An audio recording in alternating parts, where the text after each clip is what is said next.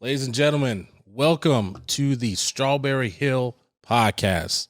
I'm your host, Mike Simmons, and this is the first episode we are doing. So welcome. So please like, subscribe, join in, hit that notification bell so you get updates. This is our very first one. I did podcasts before and decided to jump back into the game. So, it's an honor to have you here, man. Thank you. I appreciate it. We have here Tim Grimes, ladies and gentlemen. So, Tim, tell us a little bit about yourself, man. Well, I guess the basics. 37, live just down the street here in Strawberry Hill. I've got 2 dogs and a cat. Shout out to Dexter, Doyle, and Kitty. I'm a chauffeur. Been a fun gig. Been doing that for just over a year now, and that's been a lot of fun. I guess the main thing would be that I'm a cancer survivor. Had stage 4 melanoma that I battled for about 5 years. And now just, getting over that and trying to live my best life and do all the boring adult stuff that comes with it. I guess that's about it for me. Pisces, enjoy long walks on the beach. Tim is single, ladies and gentlemen. Yeah. Just throwing that out there. Yeah.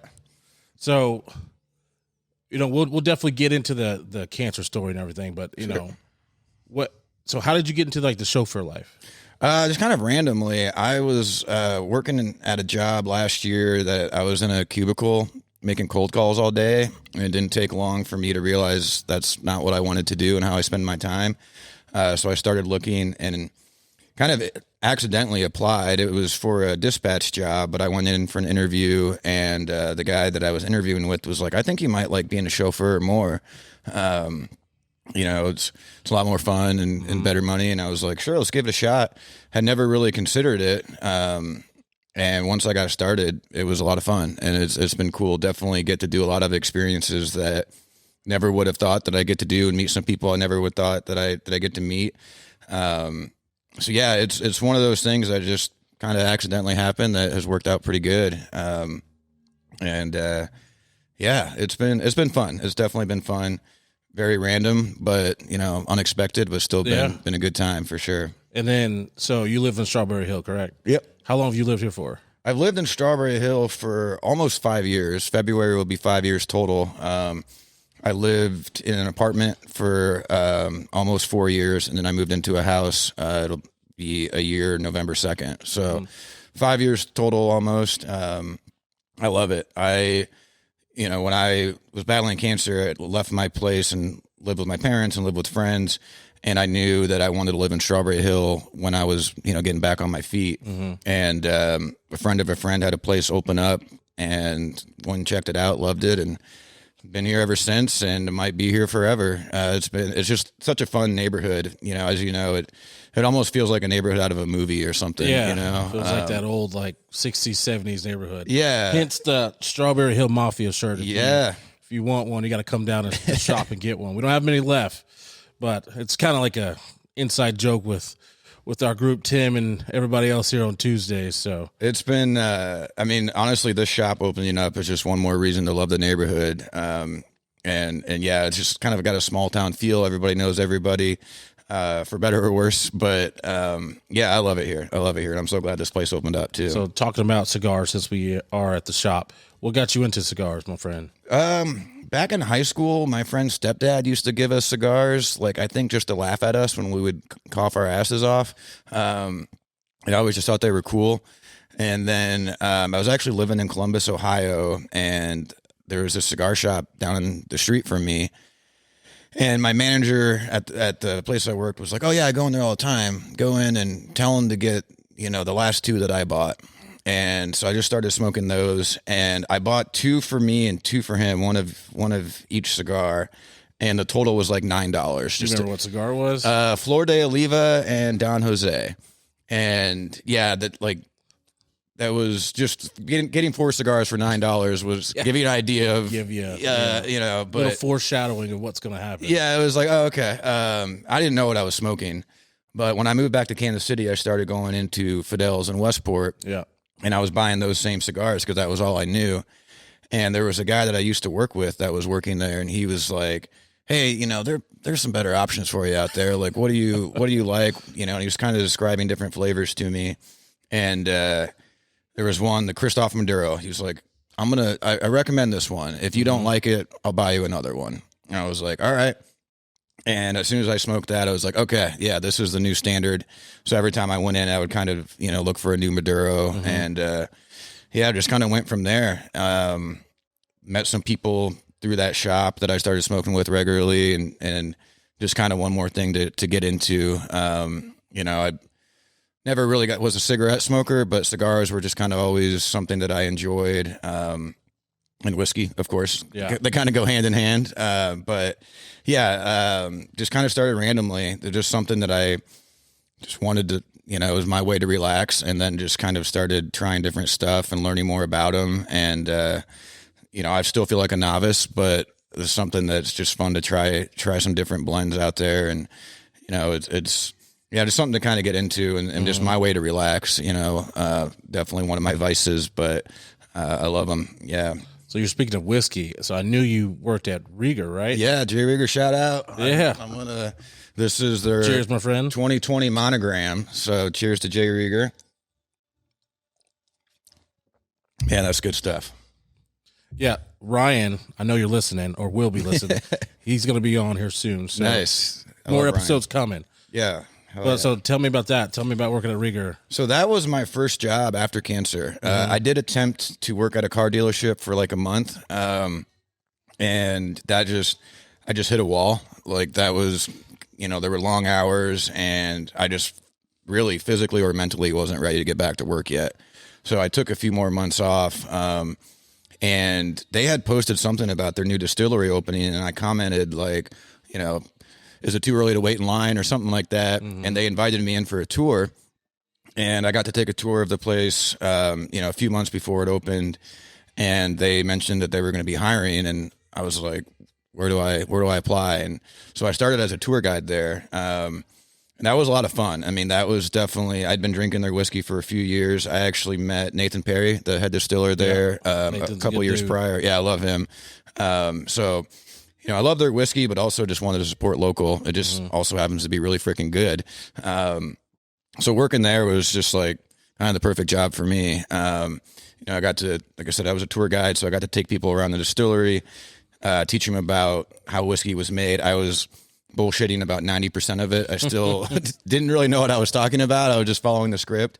But it was a lot of fun. That was definitely, I think kind of the perfect job for me after cancer was just getting involved with a local business that was, that distillery was brand new. The company had been around for a while, but it was just a lot of fun to be a part of it. And just fun fact for you, I was the very first person hired to work at the distillery. Oh, wow. I interviewed with we need to get you like a plaque or something. Right. I interviewed, and turns out my boss, Andy Ryan, shout out to Andy, her and I had met before a couple years prior, and just right off the bat, she was like, yeah, you're hired. And come to find out later that I was the first one at the distillery. Yeah, so that was a lot of fun. All right, so before we like dig deep into the heavy stuff, man, but I just wanted to. It's me and Tim know a good buddy of ours. He just passed away, so hence why we're smoking our Perdomo cigars.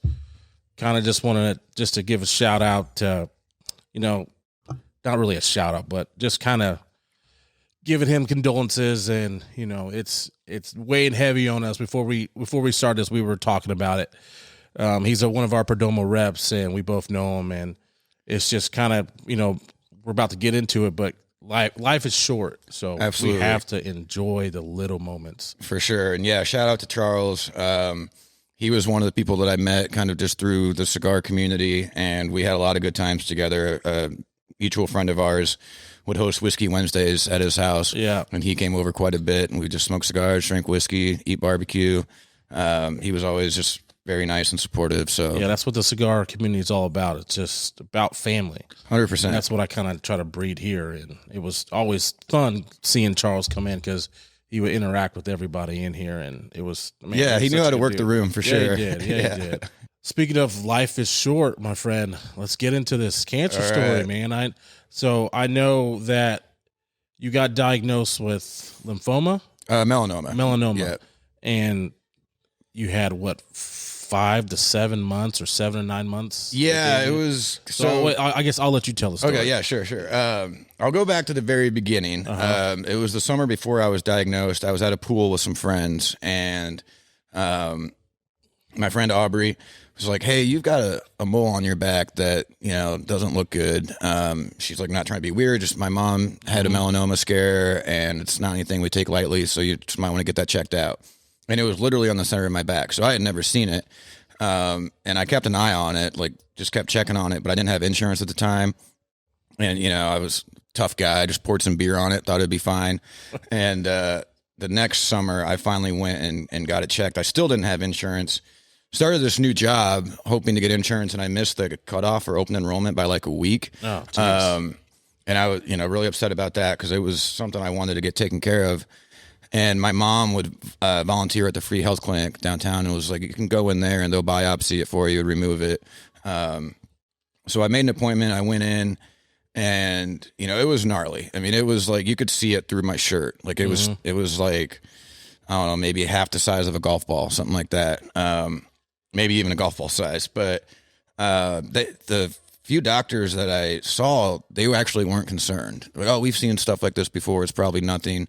So they biopsied it, and a week had gone by, and I hadn't heard anything yet. So I was kind of going with the no news is good news. But then I got the call, and they were like, yeah, it's actually a higher stage of melanoma. You'll want to see an oncologist. And I didn't know what to do. I didn't know what to think. I remember Googling melanoma, and it took me a little bit to finally talk to my parents and tell them what was going on, because I just didn't really know how to approach it.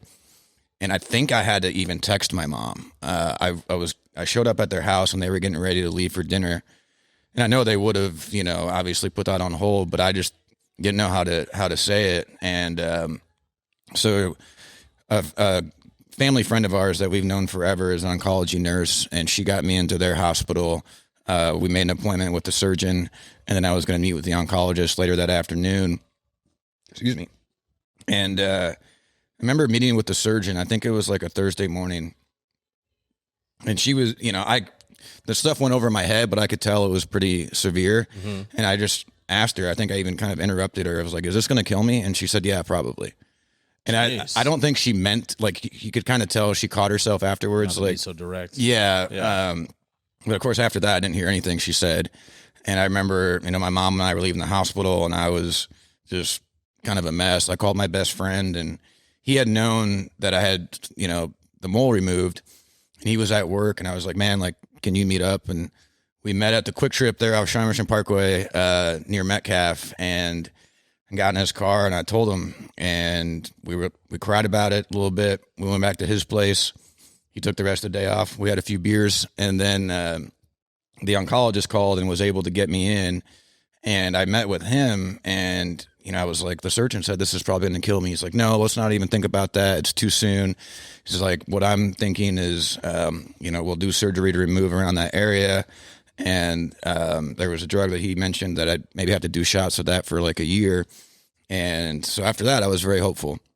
We we scheduled that following Monday, a few days from there, to go have the initial surgery. I remember partying hard that weekend, and so that Monday rolls around, I go in and do scans and all the tests. At the end of the day, I was exhausted. I didn't, I was just ready to be done with it. And he came in the room and, basically was saying how it was much worse than they were anticipating. It had spread to different parts. It was in my lymph nodes, my lungs, my liver, and my spine. So it moved from just kind of your back all the way up. Yeah, it had spread, for probably years. It had been spreading throughout my body, and I didn't even know it. And Did you have any symptoms or anything? Kind of looking back, I would say the prior 5 months or 6 months, I was a lot more tired. I would go home at lunch from my job and fall asleep on the couch, and was just sleeping a lot more at night. And that was definitely unusual for me, because I would sleep just a few hours a night and be fine. But I was in my late 20s. I thought I was just getting older or whatever. So yeah, no real symptoms, nothing to ever think that anything was wrong. And yeah, just, he was kind of, I could tell it was obviously not good with how much it had spread. And I asked him, I was like, so, how long do you think I got? He said 12 to 18 months. I was like, what do you think it's like, what do you think my chances are of beating this? And he said 5%. How old were you? 28. 28. Yeah. Given a 5% chance. Yeah. So in 18 months would have been right at about my 30th birthday. So, at that point, it was just, again, didn't really understand what he was saying. I wasn't even focused on that. Remember my dad, kind of asking the questions that I wanted to ask, which is like, how can this happen? He's young and he's healthy, and so we were actually going to basically just get me into MD Anderson right away because he didn't want to proceed with the surgery. He just wanted to get into treatment right away. Came back and was like, okay, no, we're still going to go ahead and do the surgery, remove what we can. So they removed a big chunk of my back, spot on my shoulder, a couple spots on my torso. And then we went, I think a day or two later, we went over a treatment plan. And so the night that he came in and had mentioned, got 12 to 18 months, I made a post on Facebook about it. Because at first I wasn't going to tell anybody. I was just going to fight this battle on my own. But when I found out I was probably going to die, I felt like I should tell people. And so I made this post on Facebook, and a couple people had recommended this Dr. Doolittle, believe it or not. Dr. Doolittle. And I was like, guys, this is serious. It's me, not my dog that has cancer. And so, a couple of days later, we did the surgery. And then I had mentioned Dr. Doolittle to my doctor at the time. And he's like, yeah, he's great. He's a melanoma specialist. He's like, I can treat you. But if you want to go see him, I totally get it. So I made an appointment with him. So I'm gonna pause you real quick. No. I just really want to know, because I don't want you to skip over it. How are you emotionally feeling through all this? Because you're getting a death sentence at 28, saying you have 5% chance to live. And I know you kind of go through it now with humor because you're here now. But at that time, tell me feelings. How were you feeling during this? It was honestly so surreal that I didn't really know how to process it. I definitely was still approaching it with humor. I didn't have to worry about losing my hair. I was already bald. Hey, bald is beautiful, man. That's right, 100%. But I mentioned making that Facebook post that night that I found out how severe it was, and the support just came rolling in. Most of my friends changed their profile picture to pictures of me and them. Yeah. People were offering support. Unbeknownst to me, there were people already organizing fundraisers and sharing my story to the media. So that initially was, really helpful. Mm-hmm. And I remember the night of my surgery, maybe the night before, was right around when the ice bucket challenge was big. Yeah. And I wanted to do the ice fuck it challenge, which was just take a shot and say fuck cancer. Am I allowed to cuss on this? Of course. Okay. I don't even know, but we're just doing it anyway. So people started making videos of them doing that. So that was cool. But sorry, I don't want to go out again. But yeah, I don't know. I think a lot of people were expecting me to be scared, and I was, but it wasn't I don't know. It was kind of a different type of fear, or it was kind of like you had nothing else to lose, right? 100%. Yeah. And that's kind of what helped keep me motivated. But yeah, so I met with Dr. Doolittle about 3 weeks later, and we were kind of going over it. And at this point too, it is worth noting that the Royals were contenders to make it to the postseason. And I even remember getting out of surgery. I asked one of only 2 years. Yeah. First time in my lifetime for sure. So this was 2014? Yeah. August of 2014 was when I was initially diagnosed. And then when I met with Doolittle, it was the second half of September. So, Royals are definitely trying to win every game they could to make it to the postseason. So I met with Doolittle, and I said, Dr. Singh gave me 12 to 18 months. What do you think? He said, well, if we're going by the book, it's more like 7 to 9 months. Jesus. But he said, if anybody can beat it, it's you.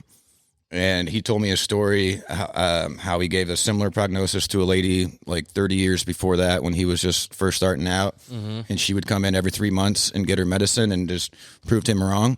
So, he said it is beatable. And I was like, yeah, fuck yeah, let's do this. But I remember I was like, I've got to wait a week. We're not going to start treatment just yet. He's like, what? My friends in Columbus had organized a fundraiser for me. So they were going to fly me out there so I could party with them and go to this fundraiser. And then I was going to go to Chicago to catch the last couple games of the season. The Royals? Yeah, the Royals and White Sox were playing. So, you know, I remember my dad was pissed. He was like, what? Like, you're delaying treatment? I was like, dude, this might be my last baseball season. Like, I got to enjoy it. So I went and had a great time with my friends in Columbus. Went to Chicago, and that first game they won, and that clinched their spot in the wild card. Yeah. So glad I went. But that right there is when it all started going crazy. Like, my story started going viral. I'd already done a ton of news interviews and stuff like that, and that was definitely part of why it was hard to be scared, and you know what made it fun. So it was just like I kind of turned into this little local celebrity. And so what, going through all this, what like kept you going? Like, I know you had your family, I know you had your friends, but like internally, what kept you going? The fact that I didn't have good odds, and it was just kind of like if there was ever a time to face my fears, you know, and I had definitely kind of been a wimp up until that point. There was a lot of times that I backed down from stuff or didn't stand up for myself. And it was just like you said, I didn't have a choice. You know, I quote Jake Taylor from the movie Major League when he stands up, you know, he's like, there's only one thing left to do, win the whole fucking thing. That's how I felt, where it was just like, I've got to beat this or else I'm going to die. Yeah. And after a while, it became bigger than me. You know, the more my story got out, the more people were reaching out, telling me that I inspired them. Other cancer patients were reaching out. And so it got to a point where I wasn't just doing it for me, I was doing it for other people. And that definitely helped. But yeah, just the fact that they were saying that I couldn't do it was why I wanted to do it. You know, just to prove to myself that I could do hard things and beat the odds. Did you ever want to, like, I know this sounds crazy because you've been so positive, but was there ever a time where you just didn't want to do it anymore? Just 100%. Give up? Yeah.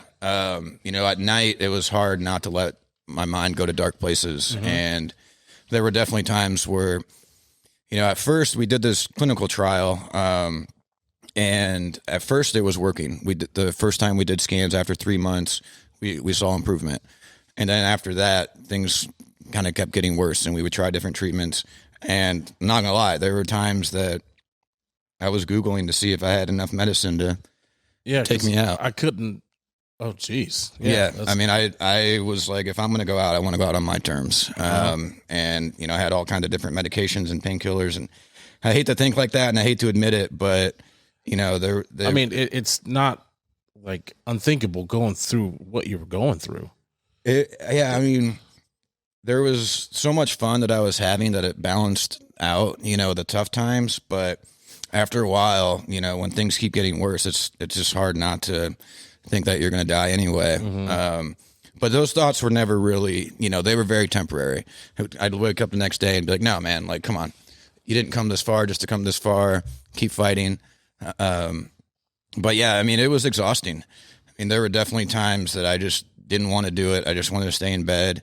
But, you know, at the same time, I was trying to do it for me and for other people. And there were so many people that were supporting me that I felt like I owed it to them too. Yeah. And, you know, it was tough. It definitely, you know, it kicked my ass, and I was really, really unsure there for a while. I mean, there was it eventually spread to my brain. And when that happened, it was really like, oh, okay, this might be game over. That's what I mean. 'Cause it's like, you're being positive, you're going through all these things, you're going these events, you know, you have a good sense of humor, you seem like you're doing fine, but it seems like it's just getting worse. Yeah, I mean, it was definitely getting worse and getting scarier. And, you know, outwardly I was very positive, but internally I was definitely, you know, I was trying to fake it till you make it. You know, because I knew what I was up against. And when you have doctors that have been studying this for their whole life, and, you know, are experts saying that, hey, this might not have the outcome you want it to, it's hard not to, you know, be scared, and hard not to think that they might be right. But at the same time, I was just using that to fuel me and just say, okay, no, I'm going to prove you wrong, and I'm going to beat the odds. I'm going to be that success story. You know, like I said, after a while, I just didn't want to have negative thoughts anymore. I didn't want to give up. And there were more and more people supporting me as time went on, and that helped fuel me for sure. But yeah, I mean, it was just about trying to beat the odds, and because they said I couldn't do it, I'm just that stubborn. You had a 5% chance of living. That's crazy, man. That's crazy odds. Yeah, and when it spread to my brain, I could imagine that probably went down to like 2%. That was definitely, a moment of like, yeah, it's getting worse. But luckily, I had started a new treatment. I think that was like my 5th one at that point. We just kept trying different things. Is this all with the same doctor? Yeah. Dr. Doolittle. Dr. Doolittle. Shout out to him. Yeah, if anything happens, Dr. Doolittle. Yeah. If I sprain my ankle, come to Dr. Doolittle. He, and not only like just a great doctor, but just a great friend. And he was very supportive. And in fact, when I got back from that trip to Columbus and Chicago, he's like, you know what? I'm really glad you did that. Mm-hmm. Like, good for you for just taking some time to have some more fun, before things get rough. And, it was just always very supportive. There were a lot of times that him and I would cry together, and, he had my back. But yeah, at this point we were on like my 5th treatment. We went back and forth between different drugs, and I had to do radiation on my brain, and we were right at the 18-month mark. Mm-hmm. And that's when I was really like, I don't want to do this anymore. I was on steroids. I don't know if you've ever been on steroids, but they are awful. They were messing with my head. I was gaining a bunch of weight. It was at that point was when I was really ready to give up. So, being Facebook's friends with you, you sell your pictures and everything. So that's what happened because you were on steroids, because it's like you ballooned up. Yeah, I gained close to 100 pounds. Jeez. I was topping the scales close to 300. And I was just miserable. I mean, I experienced steroid psychosis where I literally was hallucinating and losing my mind. And that's when I was really just like ready to give up. Yeah. But we did scans after the radiation, and everything, the tumors in my brain and the tumors in the rest of my body had shrunk by 50%. And at that point, I'm like, oh, cool, let's keep going. I got this. Throughout the battle, I was always making dance videos. I'm a terrible dancer, but that was just kind of my fun way of, having fun with it. And so I remember I got all the nurses on the floor with me that were working. I was like, we're making a dance video. Like, I was supposed to be dead by now, and I just found out everything has shrunk by 50%. Mm-hmm. But it still wasn't over yet. I did eventually have to have brain surgery. Some spots popped up again. But luckily that was just dead tissue from the radiation. Yeah. So, it still sucked to have brain surgery, but luckily it wasn't actual tumors. And there was, still kind of some stuff just stayed the same for a while, but then eventually all gone. And it was cool because there were different times that, treatments would work for a little bit and then stop, which is why we did so many. I remember meeting a lady at a melanoma 5K who was on one of the drugs that I was taking at the time. She was still, running 5Ks and was very healthy. So she was on that drug for the rest of her life. And at that point, that was the best case scenario for me, was just had to take these drugs for the rest of my life and keep it at where it was. But the fact that it all completely disappeared is, so you glossed over you just beating this. You're just like, I beat it and I just kept going. So tell me about, that day. Like, I know that day where you're just like, they came in like, hey, it's gone. Yeah, we had been doing scans every 3 months and things were getting better. So how long are you in your journey at this point? This was probably about 3 years into it, I think. 3 years, man. Yeah, I think right about 3 years. And I remember I was actually getting ready to take a break. I think it was like, I don't remember what so time. How often are you doing treatments? I was doing treatment every 2 weeks. Every 2 weeks. So at first we did a combination of 2 drugs. We did four doses of that. And then we were doing just one of those drugs every 2 weeks. Mm-hmm. And I was like, I need to take like a month or 2 off. Like, I know it's not going to come back and kill me within that time. I just need a little break. But we did scans and things had shrunk even more. And I was like, okay, never mind. Let's keep going. So the next scans, I invited my parents, 2 of my really good friends, broadcast live on Facebook because I knew that it was gone. That's awesome. And I was like, this is it. We're going to have clear scans. And they came in and told me that the scans were clear. I still did do treatment for about another year or so, because the possibility of it coming back was very high.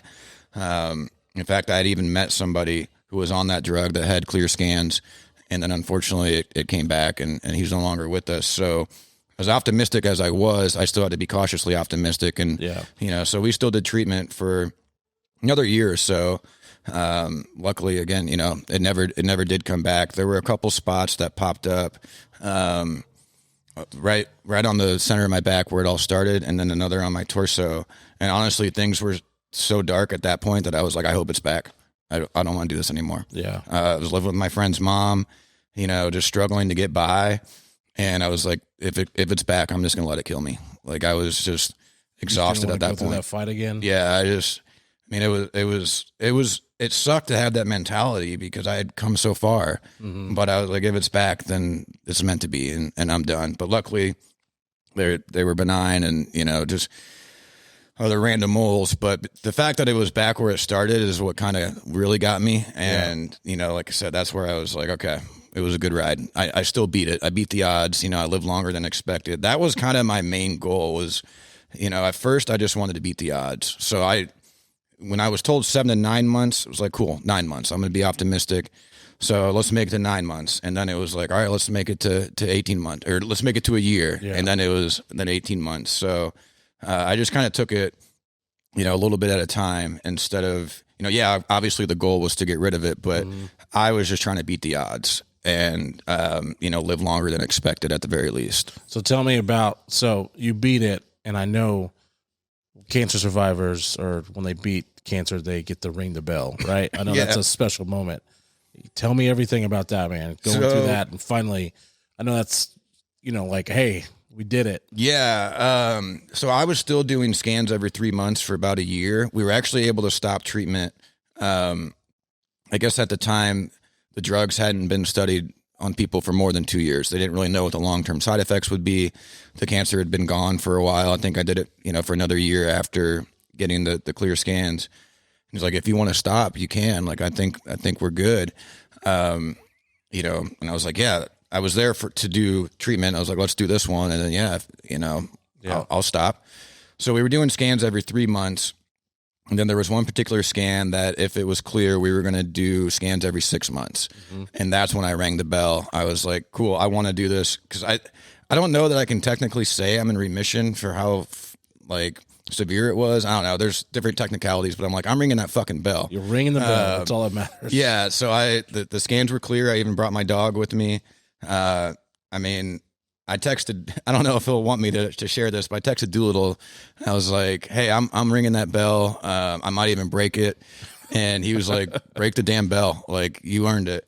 And I was working at J. Rieger, and I took that day off. And then the next day I was like, I just can't come in. Like, I'm just too excited, I'm sure that they understand. Yeah, no, they were great. And we partied down the street there at Colonial Club, it was Colonial Club at the time, Easy In Now.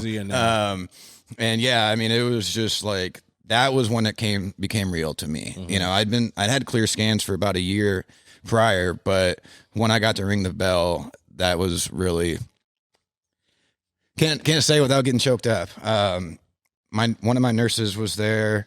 I have the video still somewhere. And another girl I had met, or woman I had met, who she was an oncology nurse, and she had cancer and she beat it. Her story went viral as well, but they were both there with me, and, rang the bell and just gave them a big hug and just bawling. And they were both just like, we're proud of you. Sorry. Hey, don't be sorry, man. It was just, yeah. And then just partied at Colonial Club for the next 2 days, and all these people came and visited, and there was all these little kismet moments that I just felt like, oh, cool, I'm where I'm supposed to be. Yeah. And yeah, it's still surreal. There's so many times that I look back and I'm like waiting to wake up from a dream. Yeah. Not only did I beat cancer, but all the fun stuff I got to do throughout that battle just seems so surreal. So let's dip into that. So you're beating cancer. This is like the height of the Royal success, World Series. I know you just posted a picture of you and George Brett. Yeah. You got to tell me about like what it was like, going through this journey, meeting, some of your childhood heroes and meeting celebrities and meeting sports figures around here. Yeah. I mean, so I definitely kind of glossed over it, but I can't downplay how much support I had. As soon as I made that initial Facebook post of like, hey, I just found out I have cancer. They told me I have 12 to 18 months. People immediately went out of their way to get my story out there. Like I said, organizing fundraisers, and it went viral. The day after my surgery, I was on 610 with Bob Fesco sharing my story. And from there, it just blew up. Yeah. And I was constantly doing interviews, and I got invited to go down to batting practice with the Royals. A friend of mine had bought tickets to the Crown Club, so he was taking me to the game, and I was already going to be there. So I was like, yeah, this is perfect time to do batting practice, and I got to meet all the players. And then my story just kept getting out there more. I got to sit in the Buck O'Neill seat, and was just getting invited to all these events that people were at. And so George Brett, my sister went to school with one of his kids. So George's wife and my mom already knew each other. And Leslie, George's wife, gave me some tickets to one of the games. So I took a bunch of friends there. And then it was during, I think, one of the postseason games. I was down in the Crown Club, got invited down there. David Glass gave me his Crown Club seats for the game. Wow. And George was down there. So I went up to him and I was like, hey, I just want to introduce myself. Leslie gave me some tickets, and I just wanted to say thanks. And he was like, oh, yeah, I heard of your story. And so we chatted. And then I had a friend who was working for the Royals that I met through I'm just going to keep name dropping if that's cool. I know it's kind of cheesy, fine. But so Eric Hosmer and I kind of became buddies. And the day I sat in the Buck O'Neill seat, he threw a fundraiser, and it was kind of like a, come meet the players. And it was for this foundation that he supported. So I went there and had a blast there and hung out with him, met a bunch of other players. So that's kind of that party, I think right there is where it started too. Cause I went from like, being the cancer guy to kind of being everybody's friend. And so I met a friend there that worked for the Royals, and she kind of made me her +1 to everything. And so it was game 3 of the ALCS. They had to win that game to advance to the World Series. So I was down in my seat that my friend from the Royals gave me, and she texted me. She's like, hey, meet me at the Diamond Club. And the game's like just about to start. So I meet her, and she's like, hey, George heard that you were here and wants you to come watch the game with them. Oh, that's cool. And I was like, really? She's like, yeah, do you need a second to freak out? And I was like, no, I think I got this. So I go up to the suite that they were in, and I just kind of like sat in a corner. And George's like, Timmy, get over here. So it's George Brett, me, and Jason Kendall. And then Mike Sweeney showed up. Yeah. And I'm just like, I don't belong with these guys. And they're like, man, Moose needs to move 3 feet to the left. He's not in the right position. And I'm like, yeah, that's right. But really just like scoping out the babe sitting in front of me or whatever. And that picture that I posted, we were on our feet towards the end of the game. What game was that? That was game 3 to advance to the World Series. Oh, so they beat awesome. the Orioles. And was it game 3? Yeah. Right? Or maybe, I think it was, regardless, whatever game it was. Yeah. Maybe it was game 5. I don't know. Whatever game it was, we were advancing to the World Series. And I had caught one of the games in Baltimore. We played in Baltimore first. Yeah. So it must have been game 3.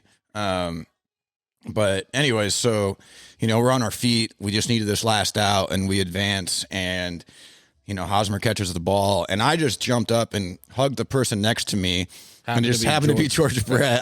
I was not conscious of like, hey, I'm going to hug George Brett. It was just, he was right there. And, all the people that were around there were all hugging each other and just freaking out. And then just text started pouring in of screenshots of me on TV. And I had no idea that happened. And that was that picture. And that was one of those like just surreal moments. And then we went down to the clubhouse as the players were walking into the locker room. Hosmer gave me a big old hug. I mean, that was like that was real emotional there too, just because, you know, he had kind of become my friend at that point, and had really gone out of his way to check up on me and include me. So, you know, I gave him a big bro hug, and they were in their spraying champagne. I should have snuck in there with them, you know, but yeah, so popping some champagne. Exactly. But that was cool. And then game 1 of the World Series, I got to meet Paul Rudd. Some friends had reached out to his family and shared my story. And eventually, like, I got to stay at Billy Butler's guest house in Arizona. He had signed with the A's at that point, but I was already planning on going down there, and the person that I was staying with, that kind of fell through. And I had become friends with his wife at that point, and she's like, "Hey, any chance I could like crash on your couch?" She's like, "No, but you can stay in the guest house." I was like, "All right, that works too." Yeah, and so my best friend happened to be down there for work, and he was going to take a couple of days off just to party with me, and he was going to stay in a hotel, and his wife was like, "Well, you know, if you guys don't mind sharing a king size bed," it's like, "We've been best friends since we were 10. We'll share a twin bed," you know. So I got to party with him. I was down there for about 5 days, which happened to be over my 29th birthday too. Yeah. So that was incredible. And then, became friends with Eric Berry, who was diagnosed shortly after me. Yeah. And I had a friend that knew him, and that kind of brought us together. So him and I had been kind of keeping tabs on each other through her, but then we eventually got to meet, the summer after he was diagnosed. He came back in town for a football camp that he hosts. So I got to meet him, and that was really cool because he was my favorite Chief. And so I got to, you know, spend a few days at my favorite Royals player's house, and then become friends with my favorite Chiefs player. And just, from there, just really just another surreal part of it all. But just being able to travel, I followed the team. I went to LA when they played the Angels. Yeah. And then my best friend and I went to San Francisco to see the World Series, stayed with my aunt. Another good friend came down there, and we just partied, had a blast. So at that point, even though I was technically dying of cancer, I was living my best life. Yeah. I was just about to ask, like, where are you at in this stage of your fight? So when the Royals went to the World Series, that was a couple months in, and I was the clinical trial that I was a part of was basically testing pills and this ICU treatment, or the treatment that I had to get in the ICU. So I was on pills at this point, so I was still able to function, and, you know, I was still feeling good. So that was great because we were going to do a different treatment, and he was like, "There's this clinical trial that I want to get you in." So I was still able to travel at that point, just taking pills twice a day. I was definitely very fatigued, but that didn't slow me down. I mean, I was seeing the Royals in the World Series, so, you know, I had all kinds of energy. But so we did the pills for a while, and then it was like right after, I think it was November, that we started this treatment that needed to be in the ICU, because they would give me drugs every 12 hours, or I think it started every 8 hours, and there was a good chance of like kidney failure and all this stuff. So I needed to be in the ICU for about a week at a time. So I had a bad reaction to the pills. Like I had liver stuff, like my liver enzyme shot up. I had a like really bad rash. And so I had to stop the pills, but we were still going to do that ICU treatment. And that was one of the toughest parts because I just laid in the hospital bed, and the first few doses were fine. But then it got to a point where like I couldn't walk, and I mean, it was rough. So I would go in for about a week at a time, have about 2 weeks off to recover, and then go back in and do it again. Man, just constant. So, you know, I had about a week. So there was 2 weeks in between the treatments, and the first week I was just recovering. I was just in bed, and then I had about a week where I was feeling pretty good, so I was able to do stuff. And we did that for about 5 months. And I think it was April of 2015 that we switched to a new treatment because the scans came back that it started spreading again. The tumors were getting bigger. So at first it worked. Tumors were shrinking, and then it started getting worse. So we tried. I went back on different pills. And this was right about the 9-month mark, which we celebrated. We had a big fundraiser out at Kauffman Stadium. Probably like 50 people showed up. We had this big section of tickets. So we were just, you know, every chance I could to celebrate every milestone, I was like, hey, it's been, 11 and a half months. Let's go. So that was the 9-month mark. And, things were still optimistic at that point, but it was very back and forth. One thing that Doolittle always said is the only thing we can predict is that it's unpredictable. Yeah. So, I had to be cautiously optimistic. I was very optimistic, but I also knew that, one of the things he said to me was, this might not have the outcome you want it to. I remember like, don't say that to me. Like, I got this, man. Like, Yeah. But yeah, so when the Royals did win in 2015, I was still healthy enough to celebrate. Yeah. So I was still going. I went to a few games. I wasn't quite as involved as I was the year before. And honestly, when we lost Game 7, I was crying because I thought that meant that I was going to lose. Yeah.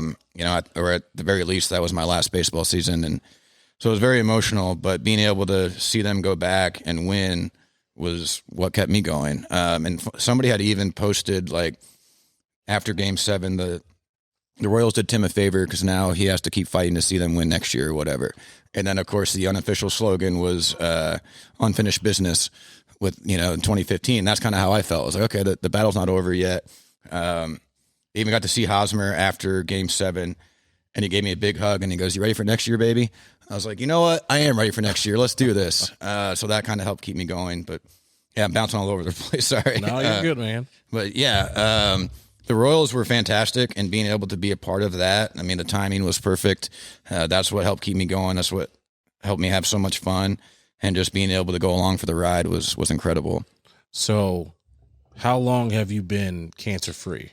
So I rang the bell in August of 2019. I always did scans in August because August was when I was diagnosed. So I always tried to get scans right around that time.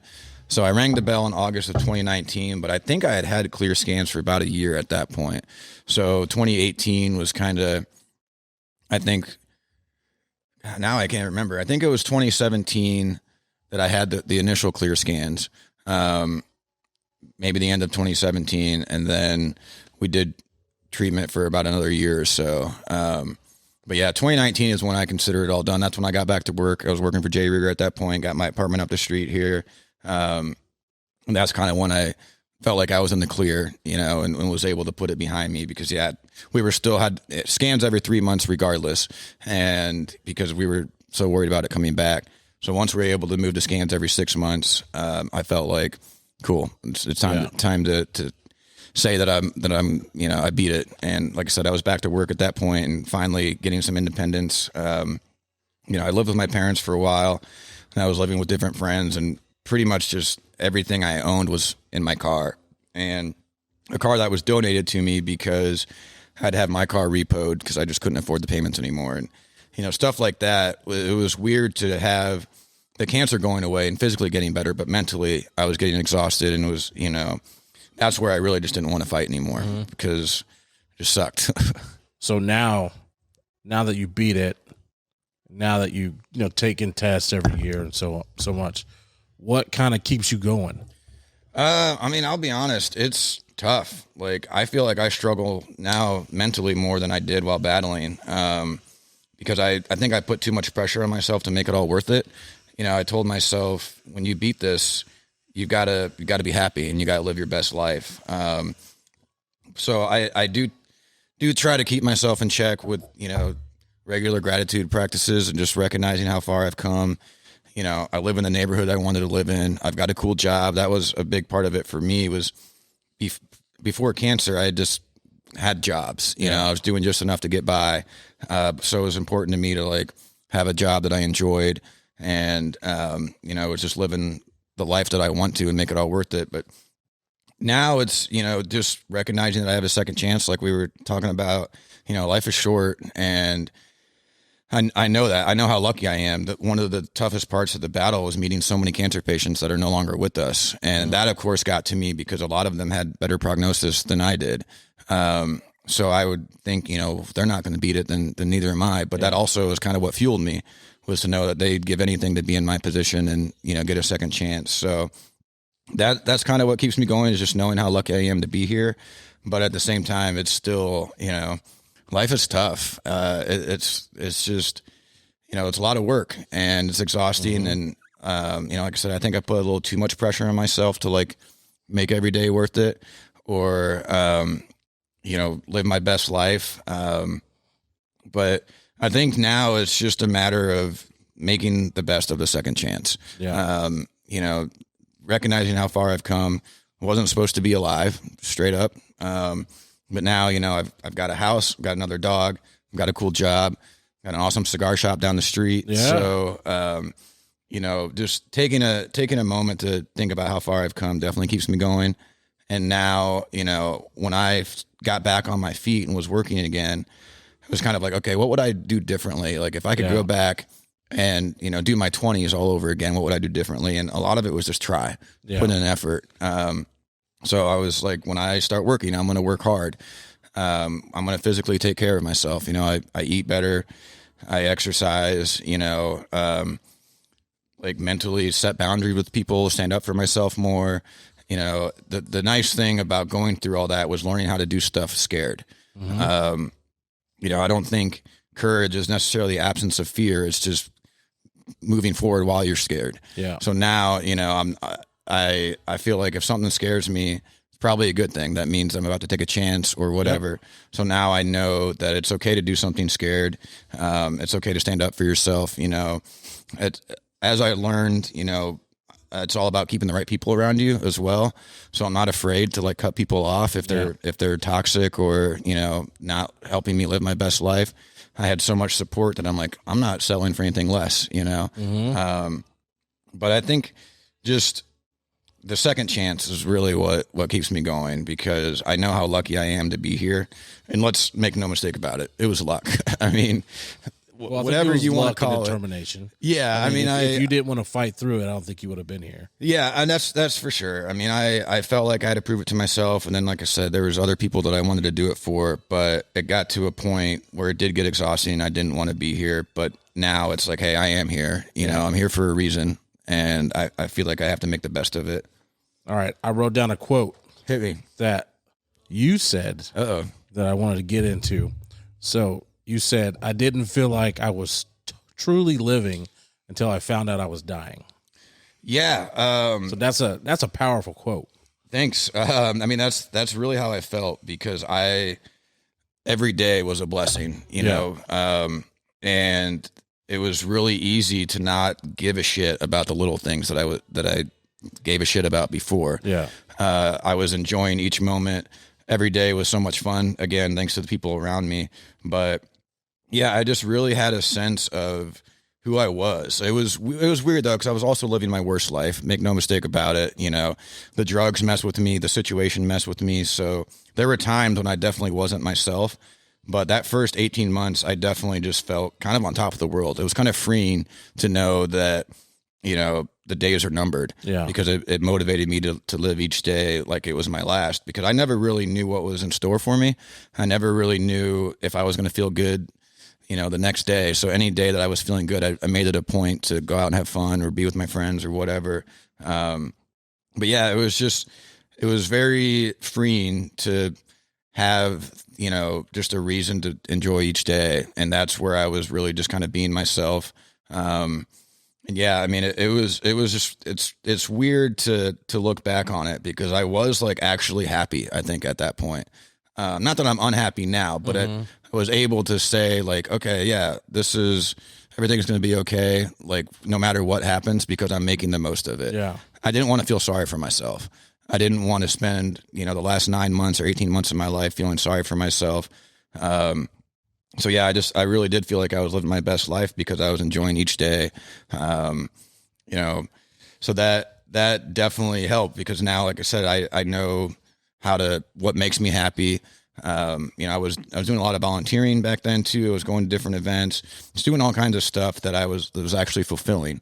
Before cancer, I was just trying to have fun, you know, trying to fill a void with fun and alcohol. And, you know, so I was able to kind of take an inventory of like, okay, what do I need to live my best life? And that's what I'm trying to do now. Yeah, you're like a local celebrity around these parts. I swear, every person that walks in knows Tim. Every person. I was a big partier, so I just kind of knew people from being out and about. Kansas City is kind of a small town anyway. But then, yeah, from my story, I met a whole new network of people, which was it was fun. I'm not going to pretend like that celebrity status wasn't fun. And that's, like I said, that's what helped make it bigger than me. And it was cool to just have other people reach out. I mean, I had a friend that I went to high school with. her dad went and got himself checked after hearing my story. I don't remember what kind of cancer he had, but he eventually beat it, and he's still here. Yeah. So he gets to watch his grandkids grow up. That's awesome. There was a girl I met at a party who came up and said that her uncle was diagnosed and he didn't want to fight it, but he heard my story and decided to fight it and beat it. And I still get people that reach out that come across my story from different avenues and reach out to me and ask for advice, which I love. That post I made yesterday was kind of along those lines. I think people are expecting me to have the answer to beating cancer, but for me, it really wasn't about trying to get the cancer out of my body. I mean, that was the goal. Yeah. But it was really just about making the best of it because it could be over at any time. I think people can really see, like, you truly lived life and like it was your last day. And I think that's what it's about, because 100%. I mean, life is short, very short, and you got to make the best of it. And I think that's what you did when you were going through it. You were like, hey, I might not be here tomorrow, so every single day I'm going to live like it's my last. Absolutely. And, luckily I had people that made that possible. Yeah. But yeah, I mean, at that point, like, if you're dying, why not start living? Yeah. And so that's just always my advice. Like, whatever you have to do to make the best of it. I was kind of being selfish at that point. I think sometimes I was a little too selfish, but at the same time I had to do what I had to do to get through it. So I, just tell people, like, hey, you're either going to beat it or you're not. So just have as much fun as you can, whatever that looks like to you. Because my idea of fun would give people alcohol poisoning. The best advice I can offer is just make the best of it. I wish I had a surefire way to beat it. I wish I could say, hey, try this, but unfortunately, just people respond differently to different treatments, so it doesn't always work out the way you want it to. But I feel like if there's ever a time to believe in yourself and ever a time just to make the best of a crappy situation, it's during that time. So, for me, it was just about enjoying each day. It just happened to be that my favorite team was going to the World Series and doing all this stuff. So that made it easier. Because I honestly don't know what things would have looked like if that didn't happen, because it was really just what I wanted to see the Royals in the World Series, and so just seeing stuff like that, I think helped keep me going. And if that wasn't going on, I don't know what would have happened. Yeah. I'm so glad I did not keep the story to myself, though. Yeah. Because I got to meet all kinds of people, got to travel, do all sorts of fun stuff. My goal was to just live as much as possible within those 18 months, because if I was going to die at 30, I had a bunch of life after that to make up for and do as much as I could. And mission accomplished for sure. It was just about making the best of it, whatever that looked like, dancing with nurses, going to parties, whatever. I do look back at some of the stuff that I was celebrating or these little things. And I'm like, man, like that was definitely me reaching, just because I was going through something big. I had to look for all these small things to add up to make it kind of balance out. But just making the best of it was the main goal. Yeah. That's something with life too. It's just like you celebrate your victories, even if 100%. They're small or big. Right. Yeah. That was something I learned. I think a big lesson I learned was just setting small attainable goals, a few months at a time was kind of what I was going for. Like, all right, let's make it to 9 months. Let's make it to 18 months. Definitely celebrating those small victories, because life is tough. And if you don't take a moment to celebrate, whatever victory it is, then what's the point? Like, you've got to acknowledge how far you've come. I would always meet people, even friends that would think that whatever they were going through didn't compare to what I was going through. Yeah. But there's no reason to compare.